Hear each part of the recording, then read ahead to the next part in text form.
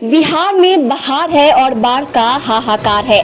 जी हां, ये माननीय मुख्यमंत्री नीतीश जी की ही सरकार है, जहां नगर निगम की लापरवाही और जनप्रतिनिधि के उदासीन रवैये से महाराजगंज थाना की स्थिति देखते ही बन रही है। ये तस्वीर खुद ही बयां कर रही है कि माननीय मुख्यमंत्री जी के बहार वाले बिहार में आखिर बहार कितनी है।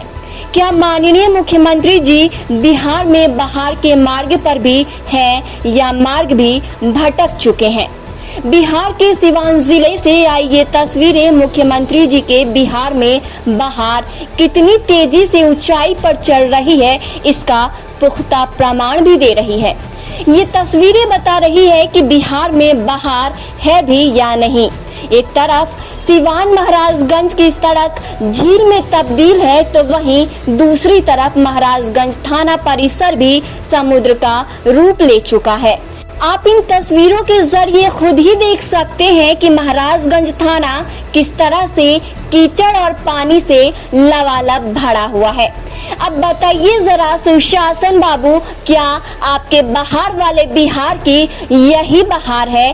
तो जरा सुकून से सोचिए, क्या ऐसी ही बहार देने का आपने बिहार वासियों से वादा किया था? अगर नहीं तो जरा अब जनता के लिए कुछ कीजिए और यहाँ के पुलिस कर्मियों को आने जाने का कुछ बंदोबस्त कीजिए। जरा सोचिए कि जब जनता का रक्षक या सुरक्षित हो तो जनता की सुरक्षा कहाँ से होगी। महाराजगंज थाना का ऐसा स्थिति बना हुआ है, एक तरह से कहा जाए कि झील में तब्दील है, नरकीय जीवन में तब्दील है, झील में तब्दील नहीं है। और महाराज नगर पंचायत के 14 वार्ड आयुक्त हैं और सबसे पहली जरूरी ये है कि 14 आयुक्त को अरेस्ट किया जाए और लाकर हाजत में बंद किया जाए। 2 मिनट में समस्या सॉल्व हो जाएगा।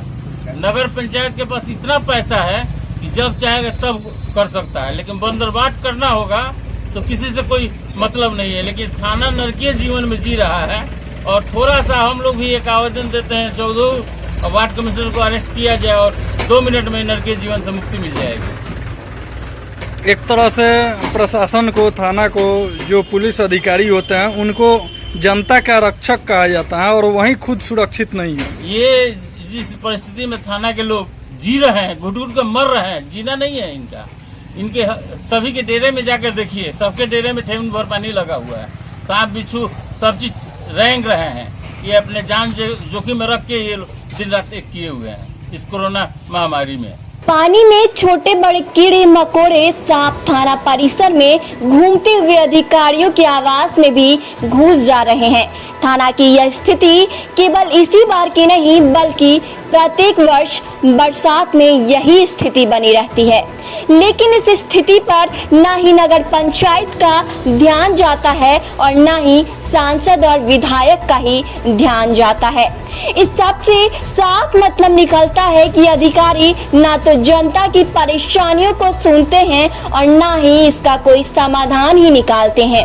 ऐसे में बड़ा सवाल ये उठता है कि आखिर इनकी परेशानियां कौन सुनेगा और इनकी समस्या का समाधान कैसे होगा। महाराजगंज थाना ही नहीं, महाराजगंज पूरा शहर देख लिया जाए कबाड़खाना बना हुआ है। और थाना की जहां तक बात है, नगर पंचायत से लेकर के वर्तमान विधायक हो, एमपी हो, सब मृत पराये हुए हैं। महाराजगंज के नाम पर ये लोग जीतते हैं, महाराजगंज के नाम पर यहाँ पर नगर पंचायत चल रहा है महाराजगंज के नाम पर। और कार्यपालक अभियंता जो भी लोग हैं यहाँ पर लूट खसोट से सिवा दूसरा कुछ नहीं है। आज महाराजगंज और थाना की स्थिति है, जो थाना पूरे थाना क्षेत्र में कंट्रोल करता है, दूसरे कौन पूछता है। थाना की जो हालत है कि जाने आने में कोई बिना गाड़ी के जा नहीं सकता है, आम आदमी इतना में ढुक करके जा रहा है, इस पर क्या कहा जा सकता है। शहर में ढुकिए तो कबाड़ लगा हुआ है, उसमें पता ही नहीं चल रहा कि रोड है कि क्या है, और विधायक यहीं पर आते हैं जाते हैं। स्थिति हुई है। नीतीश कुमार जी जो जल नल चला रहे हैं, उस जल नल में 3% विधायक जी का है और नीतीश कुमार जी को जांच कराना चाहिए कि उनका विधायक क्या कर रहा है। इस स्थिति में मैंने जनप्रतिनिधि अगर दलाली करने लगे तो जनप्रतिनिधि से क्या उम्मीद किया जा सकता है। इसलिए महाराजगंज अपने भाग पर जी रहा है। जब होने वाला होगा, सरकार कहीं कुछ ताकदी तो हो गया, नहीं तो ऐसा कोई आया तो हुआ, नहीं तो महाराज के अभी निकट भविष्य में कुछ दिखाई नहीं दे रहा कि इन लोग के द्वारा कुछ हो। तो देख लीजिए सुशासन बाबू, और बिहार में बाहर का नारा देने से पहले जरा इन तस्वीरों को जरूर देख लीजिएगा, क्योंकि लोग एक तरफ कोरोना से परेशान हैं, वहीं बाढ़ जैसे हालात ने उन्हें तिल तिल मरने के लिए छोड़ दिया है। हाल ये है कि अब जनता की रक्षा करने वाले पुलिसकर्मी भी सुरक्षित नहीं है, तो जरा नींद से जागिए और लोगों की समस्याओं का समाधान कीजिए, क्योंकि जनता अब त्रस्त है और उसकी मदद कोई नहीं कर रहा है। डेमोक्रेटिक न्यूज के लिए सिवान से कौशल कुमार की रिपोर्ट।